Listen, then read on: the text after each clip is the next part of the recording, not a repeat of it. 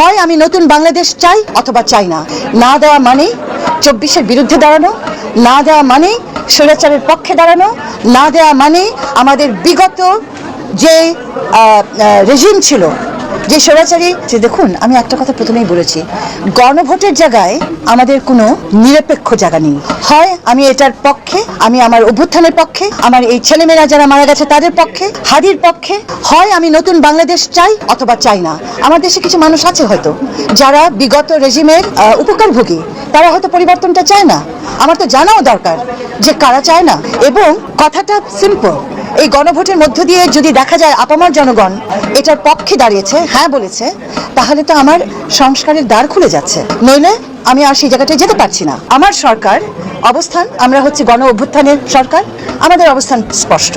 আমরা হ্যাঁ পক্ষেই বলছি, আমরা চাইছি মানুষ এটা বুঝুক, তার কল্যাণে এই গণভোট তারা যেন বুঝে শুনে হ্যাঁ কাছে আসে। এখন হ্যাঁ নার সুযোগ নেই যদি আমি পরিবর্তন চাই, নার সুযোগ নেই যদি আমি সংস্কার চাই, নার সুযোগ নেই যদি আমি স্বৈরাচারকে ফেরত না আনতে চাই, নার সুযোগ নেই যদি আমি গণতন্ত্রের পথে আবার ফিরে যেতে চাই।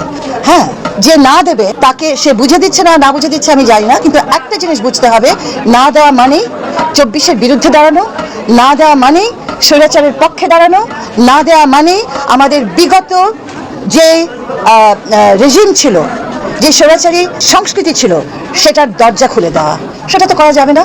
১৪০০ ছেলে মেয়ে মানুষ, জনগণ মৃত্যুর মধ্য দিয়ে ৩০,০০০ মানুষ স্বাভাবিক জীবন হরণ করে নাতে তো ফেলে যাওয়া যাবে না। কিন্তু তারপরেও আমাদের নাটা দিতে হবে। কেউ যদি সেভাবে না দিতেই চায়, তাকে দেওয়ার সুযোগ তো দিতেই হবে। আর মানুষের মতামতটা নিতেই হবে। তো আমরা মনে করি এই দেশের মানুষ, আপামর জনগণ, যারা কষ্টের মধ্যে দিয়ে গেছে গত ১৬টা বছর, যারা গুম হয়েছে, যারা এক্সট্রা জুডিশিয়ারি কিলিং হয়েছে, যারা রাস্তায় যে মারা বাচ্চাদের হারিয়েছে, সেই জনগোষ্ঠীটাই এই দেশে পরিবর্তন চায়। হ্যাঁ বলার সুযোগটা তাদের জন্য।